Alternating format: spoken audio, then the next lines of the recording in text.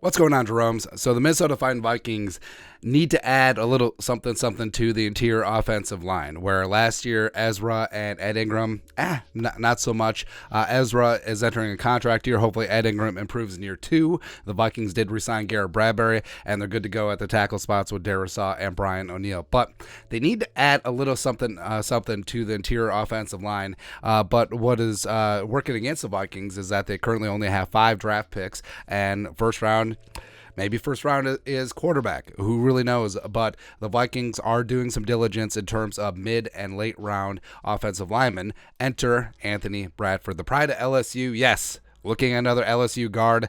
Ed Ingram had his growing pains year 1, got better towards the end of the season. And by the way, Ed Ingram played left guard at LSU his final 2 years in Baton Rouge, and they kicked him over to right side. So, I mean, we've seen. I mean, when they tried to flip-flop Brandon Fusco, it didn't work out. So it will take a little bit with Ed Ingram, but they're looking at Anthony Bradford. Reportedly, per Tom Pelissero, Anthony Bradford is visiting with the Vikings as a top 30 visit. So he's a very intriguing day 3 prospect. So let's talk about Anthony Bradford today.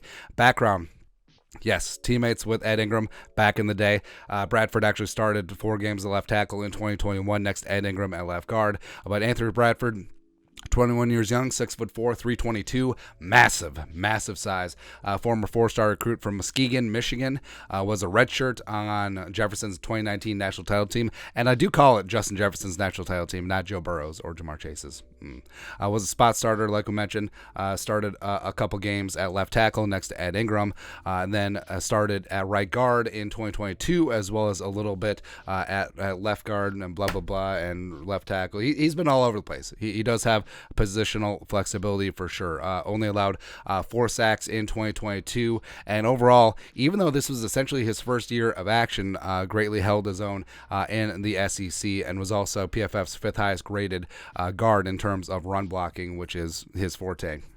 And then at the combine, you could make a good case that Anthony Bradford helped himself the most in terms of interior offensive lineman at the combine. He has absolutely fantastic size, ran a fantastic 40-yard dash, great 10-yard split as well, solid in agility for a guy his size, as well as was insane in the explosive jumps as well. And his scouting report, via Lance Zierlein, NFL.com, NFL comparison, Jamon Brown, former great guard with the Saints for a number of years.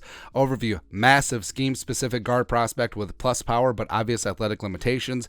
Bradford has a functional quickness as a pulling guard and can work from one block to the next with adequate timing. He can be effective as a single blocker, but really shines on double teams where he can help clear the pathway. His lack of lateral quickness and reactive athleticism can put him in a bind against one-gapping defensive tackles and sub-package rushers with short area twitch. Bradford has the potential to become an eventual starter for gap and power teams. Now, I understand what you're saying. Already gap and power, that doesn't really sound like the Vikings. But if you look at Kwesi's 2 offensive lineman picks last year, so Ed Ingram, not the most spry offensive lineman in the world, and we were thinking about getting these young, these smaller athletic offensive linemen from the Spielman days, these outside zone scheme offensive linemen. You look at Bradbury, you look at Ezra Cleveland, etc. But I mean, Ed Ingram is more of a gap guy. Vidarian Lowe is more of a gap guy, even as a left tackle. So Kwesi in the draft seems to be targeting more size, more gap tendencies versus offensive lineman versus zone. But also he did resign Garrett Bradbury, so who really knows what Kwesi wants to do up front. But with Ed Ingram, he's got that monster size, 6'4", 332, does have longish arms for a guard, adequate for a tackle, excellent anchor, steamroller in the run game. That is his forte right now. Does need to work a little bit on hand placement as well as some of the fundamentals of offensive line play, but the fact that the Vikings would bring him in as a potential day 3 selection, somewhere in the rounds 4, 5, 6 range, I think that could do him a lot of good. Break down his fundamentals, have Chris Cooper and Rascati work with him for a year, and then potentially he could compete for that left guard spot next year.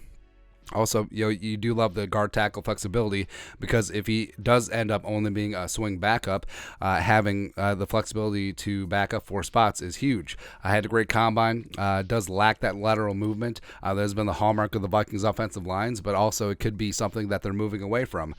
Does need to work a little bit on hand placement, but that comes with fundamentals and technique and whatnot. But overall, I do like Bradford as a dart throw in like the 5th or 6th round, and it would be great because of the Vikings addressing other needs or potentially getting their quarterback of the future, and then swinging around and getting Bradford at 158 or getting Bradford even at 211 would be huge in terms of offensive line depth. And you have a guy who, of course, is highly rated as a 4-star.